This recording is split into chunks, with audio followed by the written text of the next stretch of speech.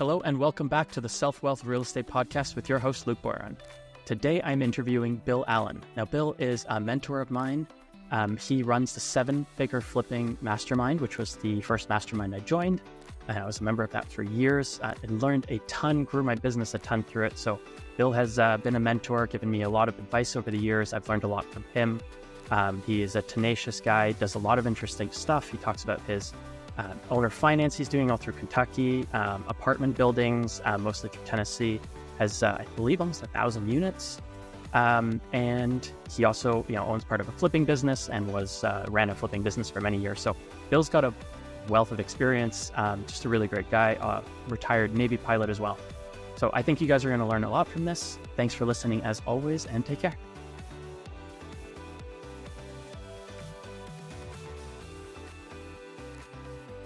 Thanks for having me, Luke. It's good to see you again.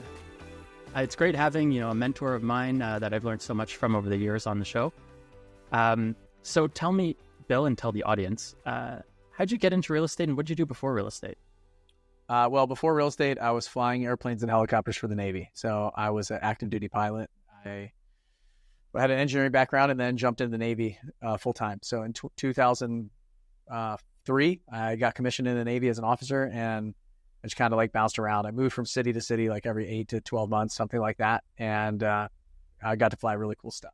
And I got into real estate because I didn't the saving money wasn't doing it for me. I really wanted to become a millionaire one day. And I didn't think I should wait till I was 65 or 70 to do it by saving money. And got married, had a baby, and had 3 mouths to feed instead of 1. And so my savings rate went from 65% of my income that I was saving down to almost 0. And I needed to accelerate that. So I had a couple rental houses just from buying a house and then moving with the Navy. And then I flipped my first house, made 43 grand. And I was like, this is really cool. That was half my salary. And I just said, I want to do more of that. So just started, I did another one after that. So I was doing one a year for a while. And then, found a group, which I'm sure you know, and, joined a mastermind group and saw people that were doing 50 deals or 100 deals a year, and started scaling up from there. We did 67 the first year, be a part of that group. So it was, and then after that, it was kind of off to the races. Nice. And that is where I met you in that group. I remember going to, you guys put on an annual event called Flip Hacking Live.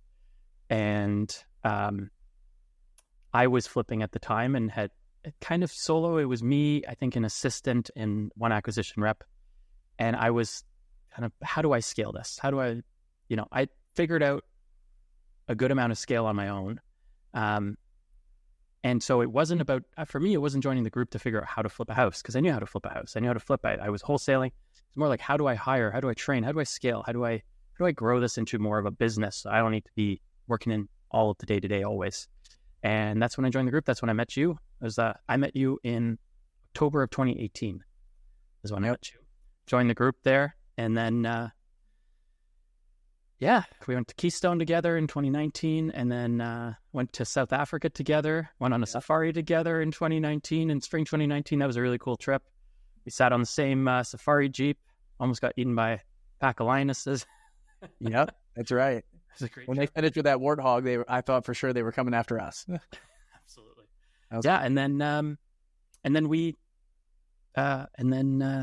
Yeah, cool. You kept growing the business, and obviously you were operating a flipping business at the time, and you also got into apartment buildings. A lot of that, I see a lot of that happening for you as well. Yeah. That's really cool.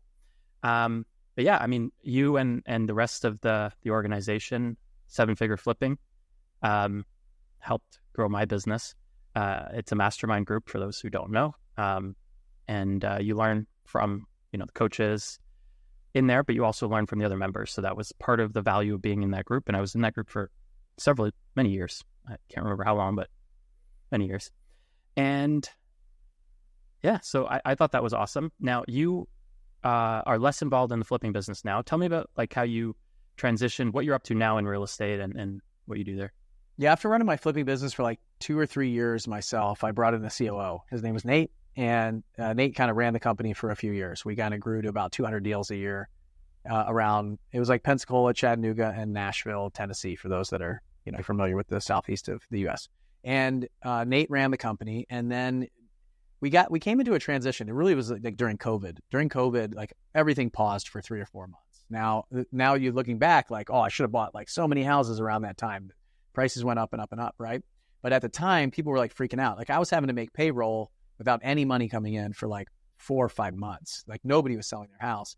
And so we started to like retool the business, figure out what to do. Because over almost a year, I was making payroll and we weren't making as much money anymore. And so it was kind of like, what's going to happen? And then the market started taking off after I made a change in the business. I basically had a round of layoffs. I had to let people go and held on to them as long as I could. And then we started doing like, hey, could we do like 40 or 50 deals instead of 200 a year? And about 80% of that is wholesale. 20% is actually like fixing and flipping the property.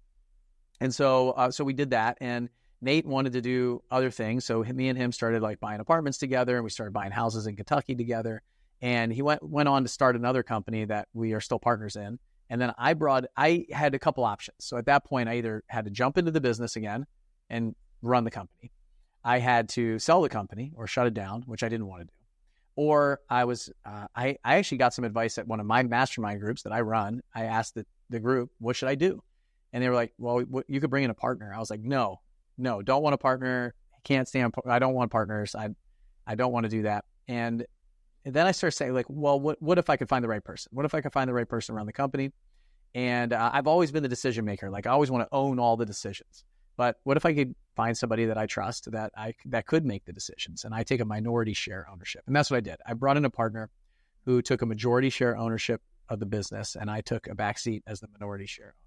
And I still own the business today as a part owner, but I'm not the CEO. I don't make all the decisions. It's running totally without me actually, and he's running it. His name's Adam Whitney. He's just retired from the Marine Corps last week actually, and moving down to Tampa is going to do a great job and has been running the company for 2 years. So at that time when Nate was running my flipping business, I went into the 7-figure flipping coaching business as the COO, and then I eventually bought it in 2019. So I spent a lot of time there. So I'm, run that company in 2019 till now, the last 5 years or so. I've been, tweaking the business, adjusting it, ups and downs, all and everything in between that have happened. It's just, running that company primarily as my full-time gig. And I travel around, we do events and things like that. So that's pretty much where I spend most of my time. We also buy apartments, like you said. I probably buy, anywhere between 4 and 8 apartments a year. And then but my job is really to raise money, talk to partners in the apartment building and the single family house business that we have in Kentucky. And then also like anything that I do, it's really just talking to people about money. And single family business in Kentucky is so we, as well. Yeah, kind of. It's we sell on owner finance. So we buy houses, we fix them up, and then we turn around and sell them on owner financing. And so I raise capital for that business, and then Nate finds the houses, he negotiates the deal, he manages the projects, gets them rented out. And so I bring the money and the investors. So we probably use about $2 million in that business. And it's just a month, those investors just get monthly payments, like 8 or 9% ACH to their bank account every single month, just deposits every month. So they love the cash flow in that, but there's no upside after that. And then the apartment investors love the fact that there's a big upside on the back end, but doesn't cash flow as much on the front end. So what I like about it is when I talk to somebody, if they're a little bit older and they want more cash flow, they're like in retirement age, I have a vehicle for them. And then if they're like a little bit younger or they have other like cash flow, they really care about net worth growth, maybe some tax benefits and things like that, then I got another vehicle for them in the apartment buildings. So pretty much what I like about it is anybody I talk to, I have something for them that I think will work in real estate. Because I don't like to stick somebody in a vehicle that's not the right fit for them and talk them into it and sell them on it. Or like, what are some of your goals? Like, what do you want to do? Like, what would you like to see? And then figure out, do I have something for them? If not, I'm just like, hey, I don't think we're the right fit for you to invest in. Well, absolutely. And I love that, with your online presence, with the mastermind, with just your reputation and everything you've built, you have the ability to kind of do that because you're presented with all of these opportunities that, so actually one of the highest and best uses of your time and effort is actually to kind of put deals together. That's, finding people who have the money, but they don't have access to that network and the opportunities you do. But on the other side. Yeah. And that's the thing, really. Like most people think they have to get in the active side of real estate. Like not everybody has to do that. Like for me in the apartment side, for 4 years, I was investing passively as a limited partner in apartment buildings with my now partner, Jason Yarusi, and his wife, Feely. Like I just put all my money in there. Like I was making a bunch of money in real estate and making some money in coaching. I would just take, if I made $50K that month, I'd put it into an apartment building, And so I just let them do the work. Everybody should have money making money while they're sleeping. And I think a lot of people miss that. So you don't have to be on the active side all the time. You can be passive or you can be active, or you can be passive for a while until you learn the ins and outs. That's what I did. I just want to learn more about apartments. I want to learn more about my partners. And over time, like I say, hey, I'd like to become more active. I'd like to figure out how I could potentially raise money for these deals and work with the investors and, and still be on the property management calls and do all the stuff that I have to do on the back end legally. But, I want to be working with the investors. So I like that. That's great. And then, social media now, like you mentioned, the online presence, we've been spending the last year, I've been spending a lot of time on the online presence and social media. So, that's really our business card now. Like the digital business card is your Instagram account right now. It's your TikTok, it's your YouTube, it's Facebook, it's all of those. It's LinkedIn, although I don't spend much time there. Like all of those places are really where people go to figure out who you are. And so that to me has been the thing that I've been most focused on over the last year, because that brings a lot of leads in, that brings a lot of eyeballs are like kind of the new currency right now. And so I just started posting a couple things about apartments on Instagram, and we probably raised like $1 million there just from people that I've never met before that have been following me on Instagram about airplanes, for all things, like not even really real estate. It's more aviation related content that I've been putting out there that I enjoyed doing. So nice. Yeah. It's good to put it. What I like too is that, all the people you're surrounding themselves with, like Adam Whitney, I've met him several times, really solid guy. Jason and Peely, like just excellent reputation. They really know what they're doing, really on the ball. They're really, really organized, those people. Yeah, for sure. And Nate, like, I went to COO event with him and stuff, like, solid guy. So just surrounding yourself with good people, and then you can work with them, and, there's that mutual trust, which is great. Yeah, that's the game. Like, people are the system. And so finding the right people that have the same values and character that you do, that are going to work hard, that are going to do the right thing when nobody's looking, have integrity, all of those things are really, really important. Yeah, absolutely. The apartments you're buying 4 to 8 apartments a year. Like for the audience, approximately what's an average kind of unit size for an apartment?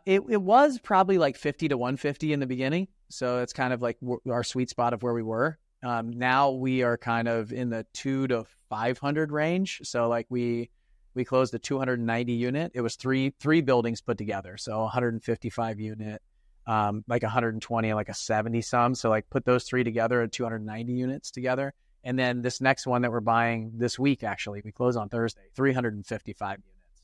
And now that's a couple different, like not all under one roof. So there are a couple different roofs within about a half-mile radius that was kind of like rolled up together. And we'll own close to 1,000 units in the same area after that, just in one area, which is our goal is to build that Murfreesboro, Tennessee area up just outside Nashville, focus there only going forward and sell. So what we've been doing is kind of playing the monopoly game. Like we have like, 45 unit, 48 unit, 63 unit, and we're taking those and kind of like fixing them up, selling them, and then moving into a 150, 250, 350. And then from there, we'll likely roll these up, sell them, and then move into an asset that we want to find some partners that just want to hold on to it forever. And so that's our goal long-term, is kind of a business plan, long-term business plan, basically like monopoly our way up and then retain those buildings on either a refinance, or we're going to have investors that come in that just want to keep their money working forever. Murfreesboro, that sounds familiar. Is that where the University of Middle Tennessee is? Yeah, Middle Tennessee State University is in Murfreesboro. Yeah, MTSU is a big campus there. That's where my brother went on a tennis scholarship for his. Oh, nice. Yeah. Well, we own a lot of apartment buildings all around the area. One that me, Jason, and Chad own together, a 93 unit without investors, right around the corner from the school. We don't get a lot of, like, it's not student housing that we run, but it's a lot of like the teachers or the workers there and stuff like that. You can't say that like we don't take students, but it's not our target demographic. I mean, this was years ago. He did a degree there and then went to Penn State for a law degree and an MBA, and then became lawyer, partner in a national firm, and now he's CEO at. We had him on the podcast a few episodes ago. He's CEO of a very large cryptocurrency company. Oh wow. Yeah. Well, yeah, he'll know he'll know Middle Tennessee State and Murfreesboro area. Yeah, it's a great area. It's booming. Yeah, that's why it was familiar to me, because I'm like that. I think that's where my brother went to school. So it's funny. Yeah. Yeah. What a small world. It sounds like he's doing great. He should sell some of that Bitcoin and invest in his backyard of where he went to school. So I'm going to have to get with him. Well, you know what? It's funny because he's done obviously very, very well in crypto. He owns a bit of Bitcoin, but also, a wide range. They have their own tokens in where he works. Nice. And he's done very well.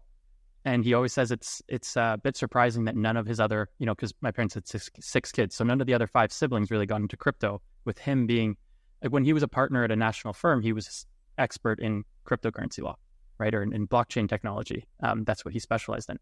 And I never followed him or whatever. And I think that goes back to being an expert in what you do, right? So he's an expert in that, and he's gonna do well in that space. I think if you're just dabbling, it's a little harder. And same thing, I'm an expert in real estate. That's where I'm going to keep most of my money is going to be in real estate, because that's what I do and what you do, right? So it makes sense. And then, beyond that, there's some diversification. It makes sense to do some real estate as well. So I think the most important thing to take from that, like, last statement that you made, is find your competitive advantage. And it's so important in business and in life to find your competitive advantage. Like, what do you know that other people don't know? Like, we know this underground world of real estate that exists, and it's available. Like, you can go learn it, but you have to be passionate about it. You have to like it. And I remember watching the TV shows on HGTV and like Bravo and all these shows that were out when I was getting started in real estate. Like, I was weirdly passionate about watching these shows about real estate, about the houses, about the transformation. Like, it was just really cool to me. So, I mean, that's it. Like, if you love, I don't know, soccer, if you love sports cards, if you love shoes, if you love real estate, if you love Bitcoin and blockchain and cryptocurrencies, like, go all in on that and figure out how to become an expert. And then there's your competitive advantage. And if you work a full-time job and you love it, then find your competitive advantage with somebody in your network. Like, who has what you know? Like, for me, Jason and Peely solved a problem that I had in apartments. So I was making money and I was paying a lot in taxes. And so the problem that they solved for me was I could give them money and I could write it off on my taxes, so I didn't pay any taxes. And I didn't have to do any of the work. I didn't have to learn it. I didn't have any time or capacity to learn it. I wasn't insanely passionate about apartments. I really loved what I was doing at the time. And then, so think about that. I think if you're listening to this going, I wonder maybe I should get into real estate. Maybe I should get into Bitcoin. Maybe I should get into all this stuff that Luke's talking about on the podcast. Like, what are you strangely passionate about that you would do for free? Like, I would do the stuff that I do right now for free. Yeah. And I'd kick the sheets off of my bed. I'm excited for Monday. Like, we got all kinds of problems going on in the business right now. The market stuff, like all this stuff in my coaching business, all these problems, like people problems, everything. But I'm like, it's Monday. It's so exciting. I get to go solve problems. I get to go to the office and I get to record stuff and I don't know, try to fix some things. I'm like insanely, strangely passionate about running a business, even when it's problematic. So like, that's my advice to anybody. I'm still too involved in my flips, in part because I enjoy it. I'm good at it, which makes it, hard to let go of parts of it. But I just bought a hoarder house last week. I went to go see it myself after the sales rep was there. I adopted the cat that was abandoned there. Of course you know. So now I have a cat. I named him Eugene. Nice. And it's fun going into these houses. Yeah. There's a 71 Chevelle in the garage that hasn't moved since 1982. See what I do about that. Kind of want to restore. Dude, you have a barn car. Those are like the best. Like, it hasn't moved from the garage, and from a townhouse garage. Dude, ship it down here. I'll fix it up. I want to get it. I want to fix it up. We'll see what I do with it. But no, I think that's great advice. Go make money where you're passionate about. Some of those fields aren't the best for like long-term investing. So go make money where you're passionate, make bank, call Bill. He'll help you place it into the right opportunities and help you save on taxes. And everyone wins. So that's it. The game is make more active income and invest in passive assets. So there's 3 things that I invest in. I either invest in myself, invest in my business, or invest in some passive asset that's going to be cash flowing. So if I invest in myself means like coaching programs, courses, like whatever problem I have that somebody else has already solved and is willing to give me for a fee, then I'm going to invest in myself. If I've already done enough of that, or like, and I'm not talking about go buy like 10 different mastermind groups or 10 programs at the same time. I see a lot of people do that. Just pick one, go all in on it. Just help it solve the problem that you have at hand. And then as you change and as you adjust and as you grow, then there's probably a new problem and maybe you need another one or a new group. And so go to that. And then it could be your business. But a lot of people will say, oh, I'm reinvesting back in my business. Like, no, you're not. You're just not paying yourself. Like, you just leave your money in the business. Like, intentionally take your money out. And then if I can reinvest money back into ads, back into marketing, back into people, it's got to return a multiple. It's like, what's that multiple? If that multiple is only going to make me 10% more on my money, then I'm going to go put in an apartment that's going to make me 18%. You know, because I don't have, it comes with zero brain damage. It comes with no headache, no problem, like growing a business does. And so I do those things in order, like in that order. So myself, my business, and then a passive asset. So right now I'm just taking all my money and dumping it into these passive assets. Makes sense. Yeah. So speaking about flipping, one thing, you know, I'd started off with flipping and then got into primarily wholesale. And when the market changed in 2022, a lot of our buyers pulled back. And so we still wholesale, but we've started taking down, well, not started, in 2022, we started taking down a lot more deals again ourselves because there was good opportunities out there. Actually, in 2022, we were buying several from other wholesalers. There's opportunity here and nobody's buying. Now, I find, you know, it's kind of come back a little bit. It's kind of more balanced where it's hard for us to find deals to flip from other wholesalers sometimes, but we don't have necessarily always good enough buyers. And so some of them, it's like, hey, we can make 10 grand on this as a wholesale, but we think we can make 40, 50 flipping it. Let's just flip it. Or we don't get an offer and we think we can make 40 flipping it. Let's flip it, right? So that's where we're seeing some of our stuff happening. I mean, we still wholesale more than half, but we've gone into flipping a lot. That's why I was talking about, you know, we were doing a few a year to now doing, I don't know, 40 flips a year. You know, there's a lot of renos going, plus some apartment buildings and things like that. What have you been seeing the last couple of years in the mastermind? For us, flipping was to survive. You know, if we had just stuck with wholesaling, I'd be out of business right now. For me, or not out of business, but I would have had to fire most of my team. So we started flipping to make sure we could pay the bills and, you know, get through periods of less interest. You probably don't know this, but our central bank, our Fed, just lowered interest rates 2 weeks ago for the first time since they started going up. So our central bank started lowering interest rates, which is nice. So we're going to start seeing rates come down up here. And I hear there's, I guess the market's pricing in one interest rate decrease for you guys before the end of the year. So I feel like we're kind of at the point where things are going to start trending back, where people are going to be interested in coming back to real estate. But again, different markets too with where you guys are. So yeah, what have you been seeing the last couple of years in the mastermind and with flippers and wholesalers? Yeah, similar things. I think what I saw was, it was July 2022. I think we were in Chicago at our event. I think it was July 2022.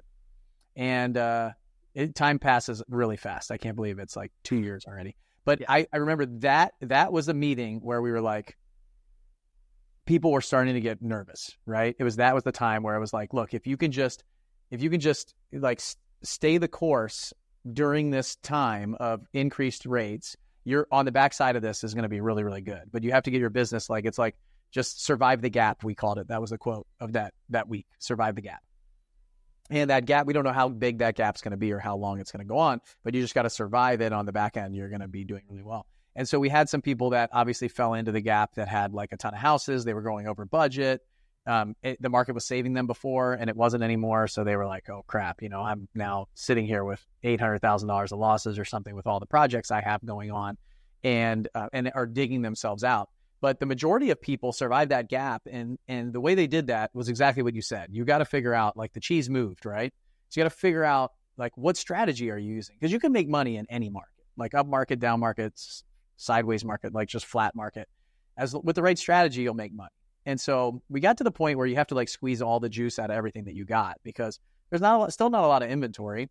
And then if people aren't buying, like you said, there's buyers. Most of the flippers were like, they're gone. They couldn't survive the gaps. They're like, see you later. Like, I'm out of here. Realtors fell by the dozens and dozens. And so that creates an opportunity.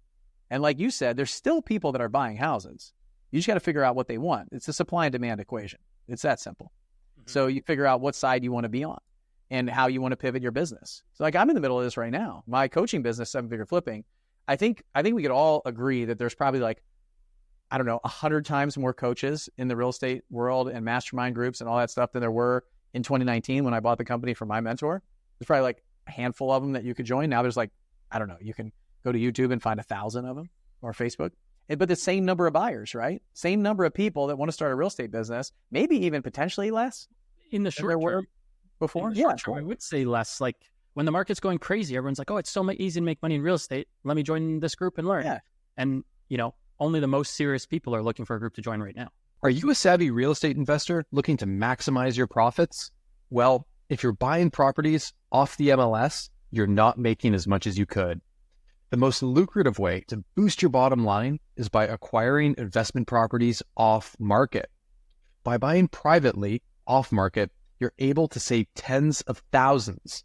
Now, the problem is finding off market properties is really hard and takes a lot of time, effort, and money to do.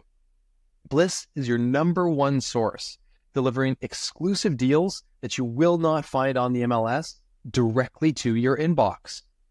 Bliss's extensive network and insider connections gives you access to properties that are not publicly listed and at a discount.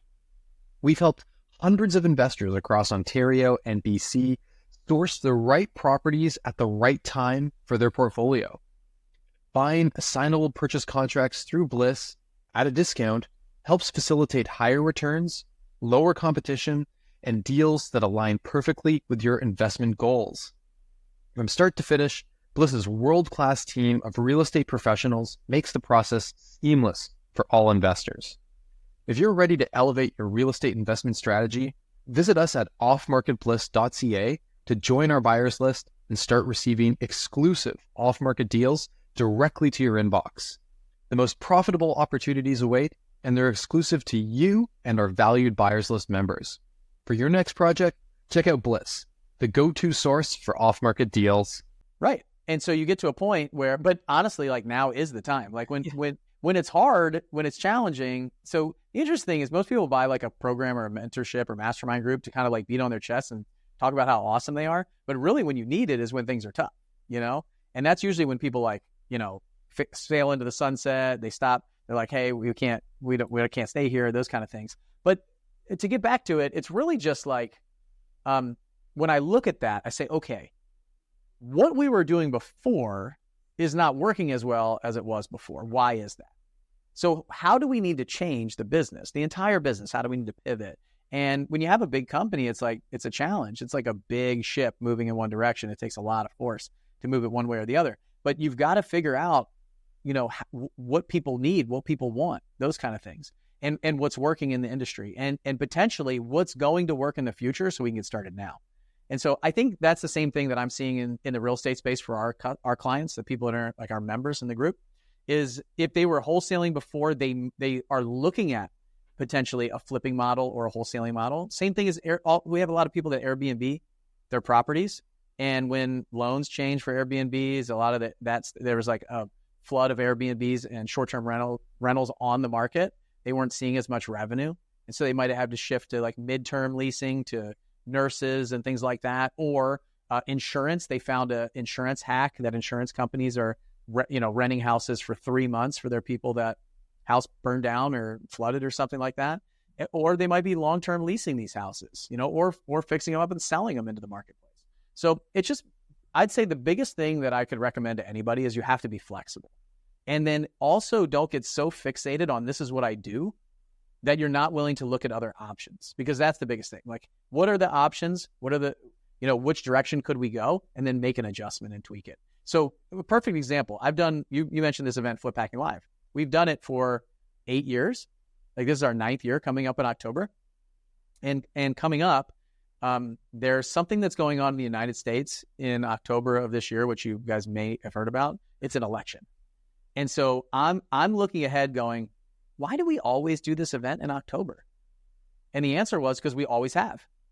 And so this past October, I didn't have like a great conversion event. Like not as many people bought our programs that normally do. Not as many people, were spending money. And I was like, you know what? Every year we go into November, December, and January in a real estate market after our event. And so that's when people are like doing holidays and the market slows down. The market has a heartbeat. In the spring, the market goes up. It's like crazy in the spring. In the fall and winter, like that, the market starts going down. It's just every single year it looks like that. And I'm like, why are we battling like with a headwind instead of a tailwind? Why do we do this in October instead of April or March? Mm-hmm. And so it's because we always have. It's just like I inherited it and I never thought about it. And so this year I was like, I am not doing this. It cost me about $1 million to run that event.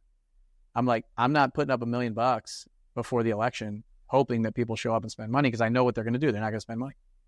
And so, things like that, just start being a little bit more, like think a little bit more about what are you doing? Are you doing it in October? Or? Yeah, so we're doing a virtual version in October. Yeah, so the Canadians will love that. We're doing a virtual version in October.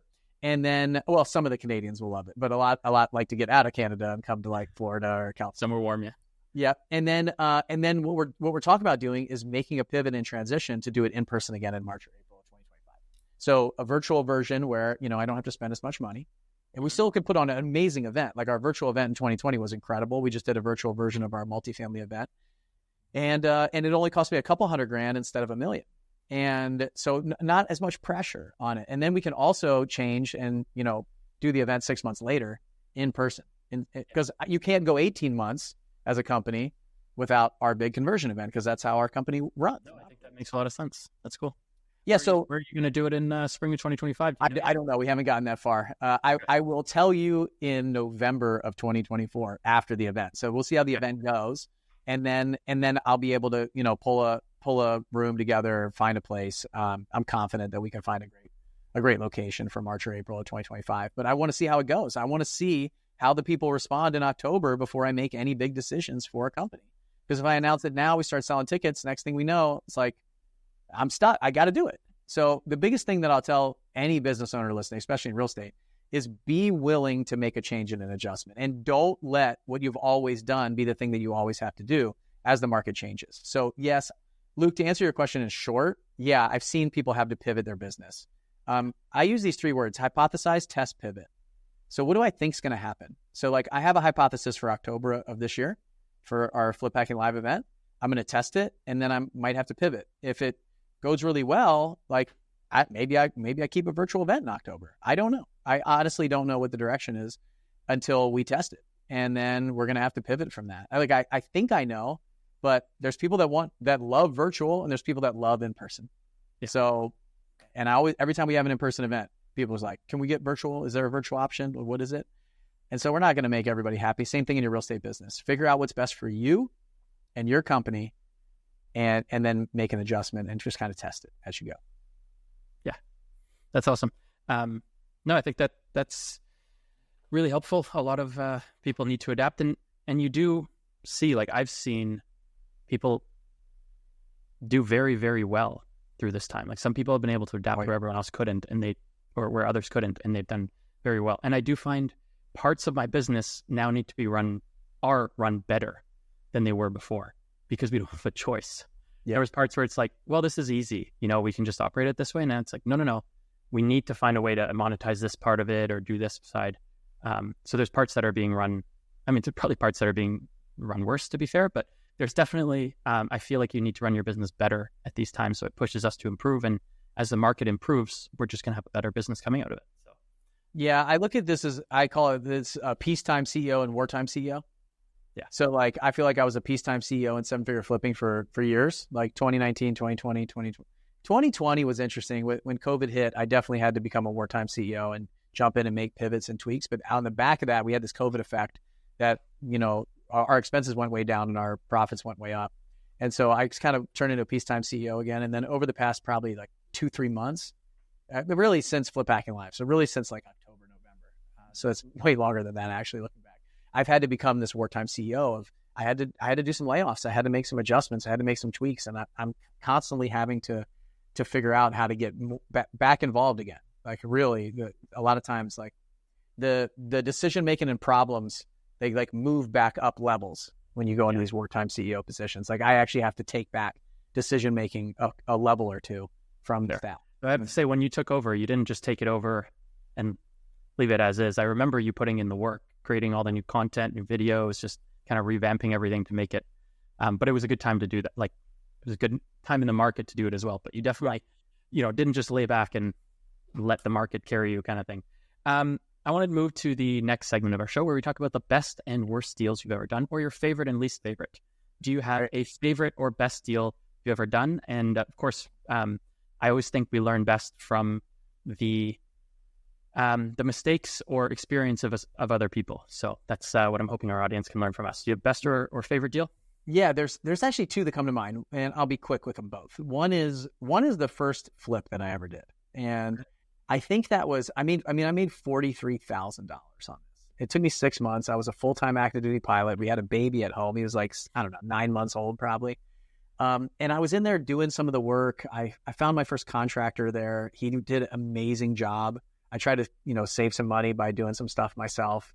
I did the math recently for a webinar that I do, and it was like $13 an hour, like $12.94 an hour when I look at it. But it was so transformational in my life that looking back, that's the thing. Like without that deal, I wouldn't be where I am right now. Like that, making $43,000 completely changed my life. It was half my salary for the year. So that was a great deal. I found that deal on an auction website.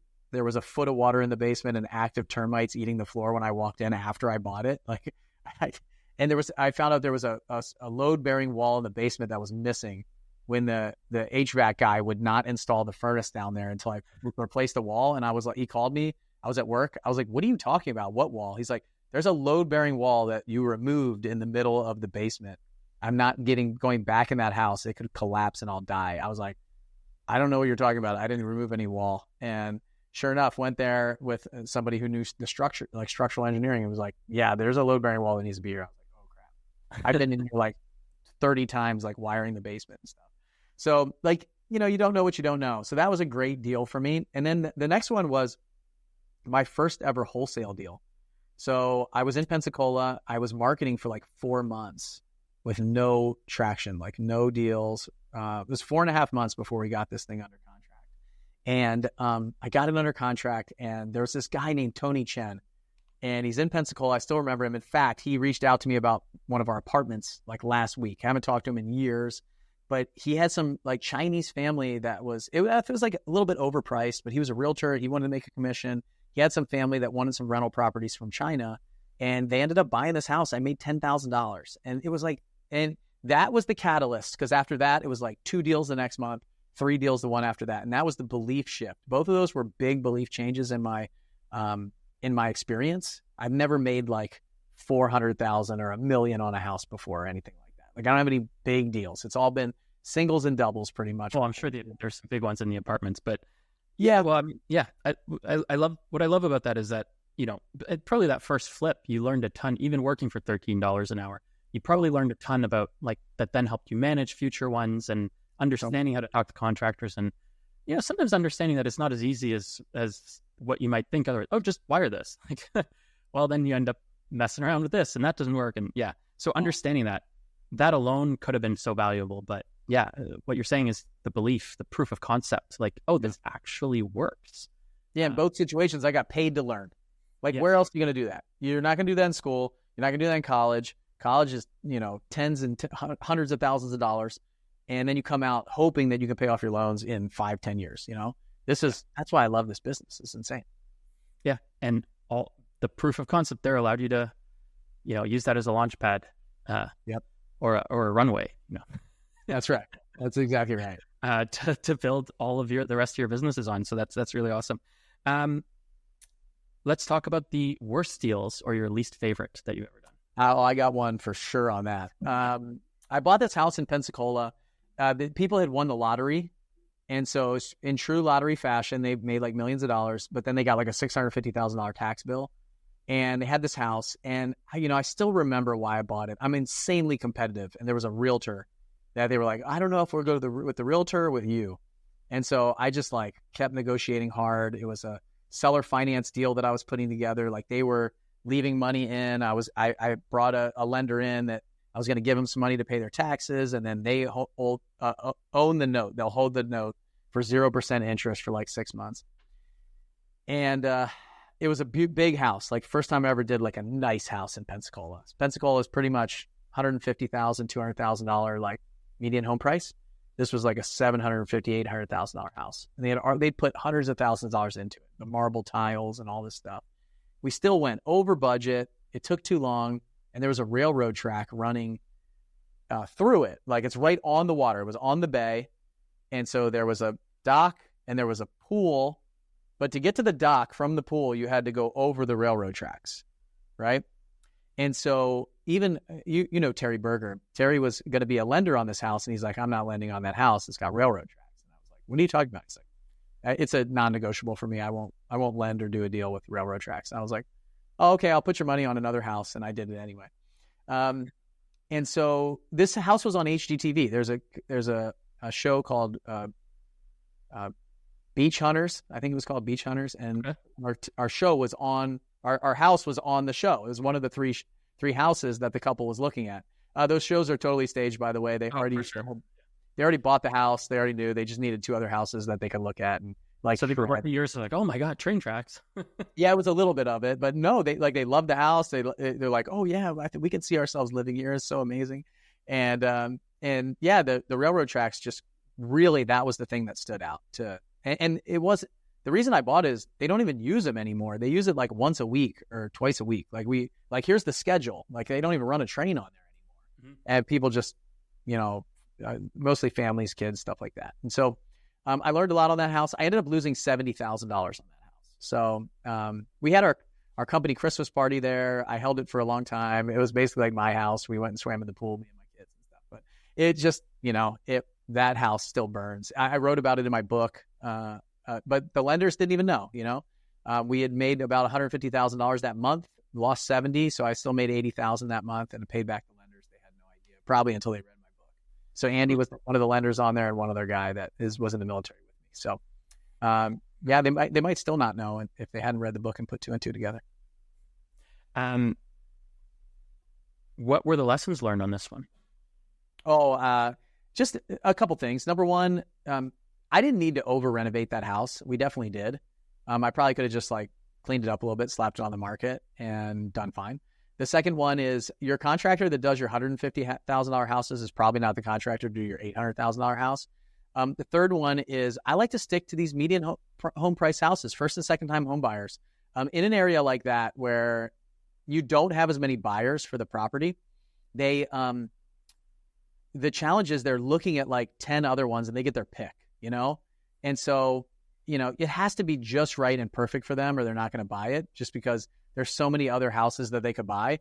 Just, it's not a really hungry market that's constantly like absorbing and swallowing those properties, at least like when you're way up at the top, right? Now, if you're a total luxury home builder and that's your bread and butter and that's all you do, great. But I was like a Home Depot flipper flipping a luxury house, basically. And then the last one I would say is price drops in a price point like that. I was used to like $10,000 price drops, $5,000 price drop if it was getting stale on the market. This was like, you got to drop it like $50,000 to get anybody's attention. You got to go from $800 to $750. $800 to $799 is just not a price drop that anybody cares about. So all those things, I just was like, man, this is not for me. I've done 3 houses in Pensacola over like $600,000, and I've lost money on all 3 of them. So it's just, and also it's just not my thing. So the lesson is, in part, the next time you see a house in that price range, offer $100K less than you're going to. Yeah, I mean, there's a price for every house. There's definitely a price for every house for sure, no doubt about it. But the other thing is, there's so many lessons in there. Don't get competitive. Like it's just a number. Like let it. Something in me. I saw big dollar signs. I saw $150,000 profit. I didn't see $100,000 loss, and you just get blinded by that sometimes. And so, and I wish I asked for some help on it. I wish I asked for some people that had done higher price point houses in a market like that. Like what lessons do they have? And I also wish that I just listened to my friend Terry Berger, and when he wasn't going to lend on it, I shouldn't have bought it. Yes, Terry's been in real estate a long time, way longer than me. Great. Well, and it's obviously as a realtor as well, so he's seen what buyers are looking at and understands. Yeah. There's also another thing is like when you think you got it made, like everything you touch turns to gold, you're gonna get bit. And that's where I was. Like I was at a point in my career where I needed to get knocked on my butt a little bit. So, God had that in store for me, and it's just, it was a lesson I needed to learn. And I learned all three of those houses were around the same time. And so it was like $100,000 of lessons. No, like $150,000 of losses that I needed at the time. Yeah. Well, and so also the lesson I learned is like, be okay getting a lesson and take it for what it is, and adjust and pivot from it. That's what I did. I think I think people had that. I think a lot of people had that moment in the beginning of 2022.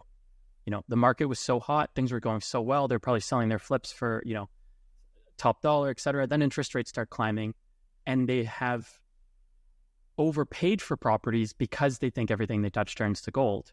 But sometimes you have to realize it's an element of being humble for some people as well. It's like, and we all have an ego, obviously, but there's an element of like, hey, was this me? Am I so great?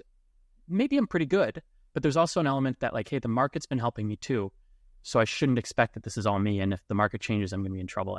And I was actually didn't really get in much trouble over flips in beginning of 2022 because I got that lesson in 2017, 2018. We had a blip here in Toronto, and I lost, I think, 90 grand on one flip. And it was early on for me. It really hurt. And it was, we had this government made some changes. I thought it wasn't a big deal. The market begged to differ, and I bought it, and the price kept falling. The market kept falling while my contractors sucked and didn't do a good job, plus delayed. One contractor left. I had to find another one. I had to close the pool before the winter, and was selling it right after they closed the pool, all of this stuff. And I thought I'd be selling in August, and so I'm trying to list it in November, private money and all this stuff. So yeah, I lost 90 grand on a flip as well. And I think I kind of partially learned my lesson there on that kind of stuff, thinking that the market's wrong and I can do better. So I was a little luckier in 2022, but sometimes it takes me several times to learn my lesson. So we'll see. Well, one thing that people think that getting advice or mentorship or things like that, it's like, you're like, don't touch the stove, it's hot. And like, we still need to touch the stove. My hope is with like mentorship and coaching and the mastermind that we run, is that you won't get burned as bad when you touch the stove. Like, you might know that it's really, really hot and you're like, stay away from one area. But hopefully that like analogy works. But don't look down, and everybody's going to look down. Like, you're going to touch the stove at some point. Like, you have to get burned to learn your lesson. Hand close. Yeah. You're like, oh shit, that actually is hot. Yes. And that's the value of having a group like that, a mentor, somebody who you can turn to, is like, you still, in order to learn the lesson, you actually have to go through it. Like, but it just doesn't have to hurt as bad. And that's always the goal. Or we put you through it faster. And so that's what I see a lot of times, is people think like, oh, I should have known. Like, I don't care how many times you listen to this show and Luke tells you that story about losing $90,000. Like, you're probably going to have to do something that you learn a lesson from before you actually live it. There's a quote I referred to that I butcher, but it's something along the lines of like, a smart man learns from his mistakes, but a wise man learns from the mistakes of others. Yep. I think you nailed that. Let me ask you our round-off questions, the final questions, that if you can just give me your first thought on these. Yeah. First of all, what has changed about your approach to real estate investing with your experience? I love like passive income. I take my active income from real estate and dump it somewhere. I just bury it in my backyard and let somebody else run that system with me when I'm sleeping. Nice. If you could go back in time, what's one piece of advice you'd have for a younger you? First of all, if I go back in time, I would not change a single thing. I think I needed to be where I am. I think I need to do all that stuff. But as a younger me, I would just say, like, keep going. Like, you know what you're doing. Like, it'll happen over time. Just like keep going. Like, sometimes we just need that kind of pick you up and push you in the right direction, and just know that we're making the right decisions and going in the right direction. Yeah, that confidence to push through. Okay, last question. What is the most overlooked or the most overhyped investing strategy right now? I think the most overlooked strategy is these, and I don't know, I'm in the US obviously, but is the owner finance houses that we have. I love these things. Like, they pay me 3 times. So definitely an overlooked strategy, because you can get 100% of other people's money in there. You get paid multiple times. It's really great for like net worth growth, cash flow, those kind of things. You're buying the houses for less, fixing them up, selling them for more, and you're financing them at high rates. Correct. And so, yeah, okay. Yeah, so we're buying them. Like I can usually pay more than a flipper or a landlord can, and then we fix them up, and then I bring in private money. I get paid when I bring the private money in, and then we get a down payment. I get to keep the down payment, and then we You're get able to sell them for probably more than retail because you're providing the finance. we're pretty much selling for retail, maybe a little bit more, but not retail really. without, Yeah, they care about the payments. They don't care about the price really.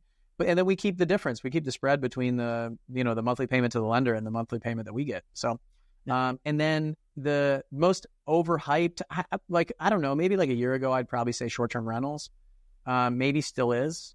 And then like really, I think also Class A apartment buildings, like the really expensive apartment buildings. Like, I mean, some of the people that are buying them cash will probably be okay, but some of those folks, like, our economy's propped up on a feather and everybody's struggling, but nobody's talking about it.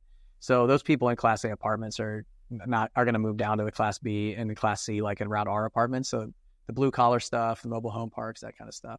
And then I'm also very bullish on new construction. I think new construction is a very like overlooked area for even a smaller flipper, or land, like flipping land. So I look at all of those, like flipping land, new construction, and owner finance type sales on the back end. And maybe it's just more like creative strategies with everything that you do. So those are my first thoughts. Thank you, Bill. Now, if people want to find your book, find out about the mastermind, want to follow you online, or whatever else they can follow you or contact you with, where can they find you? Where can they find those things? I'll give you a couple links. So 7figureflipping.com is the number 7figureflipping.com. We have a podcast called 7 Figure Flipping, but that's the website. And then the book is 7ffbook.com. So the number 7ffbook.com. It's free. You got to pay shipping. I think it's like $15 to Canada, like $7 or $8 in the US. And then online, obviously 7 Figure Flipping is one, but at Bill Allen REI is like all of my socials. At Bill Allen REI, like Bill Allen Real Estate Investor. And that's, we're on Instagram and YouTube at that link. And then TikTok's like Fly with Bill Allen or something like that. So it's if you like aviation or just, I do really cool interviews in my cockpit of my airplane. So something a little different. We'll do a podcast in there on our YouTube channel and some cool stuff like that. Awesome. Well, thank you, Bill. It was really cool for me getting a mentor of mine on the show. So thanks for joining. Thanks for having me, Luke. It was awesome. I actually really enjoyed this. This was a lot of fun. Thanks. Take care. Yeah.